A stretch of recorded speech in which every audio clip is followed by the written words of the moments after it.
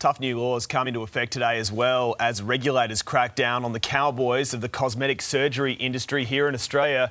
Those rules will change the way popular procedures, including facelifts, liposuction and breast augmentations, are referred, advertised and performed. For more on this, let's bring in the Chair of the Medical Board of Australia, Dr Anne Tonkin in Adelaide. Doctor, good morning to you. Thanks for your time. Before we get into these changes, what are some of the problems facing the industry?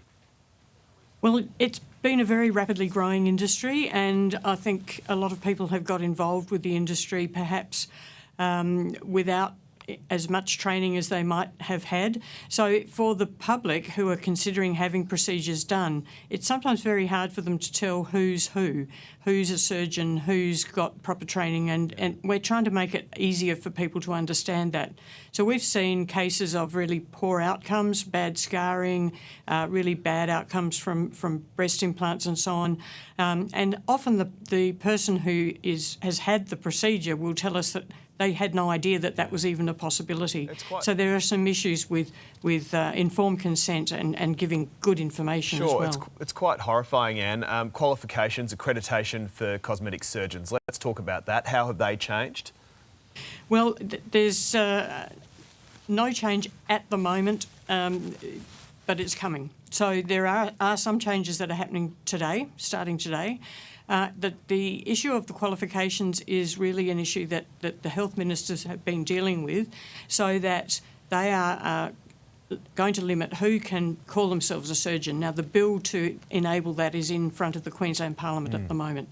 And I'm really hoping that will go through all of the parliaments around the country, and then wherever you are, if somebody is calling themselves a surgeon, you know that they are a trained surgeon. And I understand mandatory psychological screening has been introduced before some procedures take place.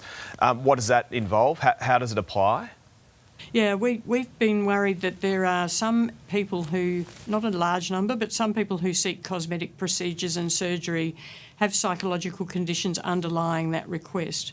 And for some people with a condition called body dysmorphic disorder, no matter what is done to them, they are not ever happy. So it's not a condition that can be treated with surgery or with procedures, and it needs psychological treatment.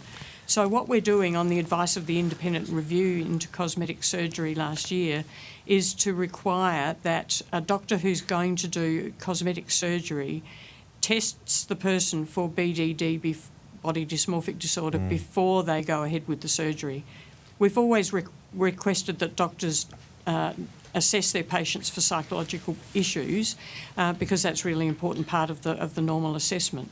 But we've picked out BDD because it's such a potential problem for both the patient and the doctor. Surely there is a scale here, though, and the laws must differ. Something like Botox at one end compared to a more invasive procedure?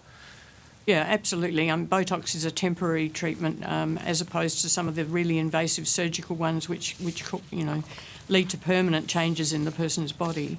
So for Botox and filler injections, we are requesting that doctors assess their patient as they normally would, and that includes a psychological assessment, but we're not requesting the specific BDD test to be done. And just finally about advertising, we see this kind of procedures, Botox spruiked almost everywhere. Are the laws changing about how the procedures are marketed? Our guidelines are changing as from today, so yes, we're really clamping down on some of the very poor advertising that has been seen in some parts of the sector with, before and after images where the after image has been photoshopped, with claims for major benefits and no expression of what the risks might be, really misleading advertising that people may be taken in by when they're making their decision. We're also asking that doctors put their qualifications and their registration number on the advertisements for cosmetic surgery so that people can look them up on our website, on the AHPRA website, AHPRA, and you can see that the registration there, whether they have a surgical qualification or not. So we're trying to clean up the advertising as much as we can. It's long overdue. Dr Anne Tonkin, thank you so much. Hey there, Today fans. Sarah and What's my name again? Oh my goodness. Carl? Hey, thanks for watching our YouTube channel, though. Subscribe now for more news, special reports, and amazing Aussie stories. And Carl misbehaving, Whoa, of course. that never happens. Always happens. What's she talking about?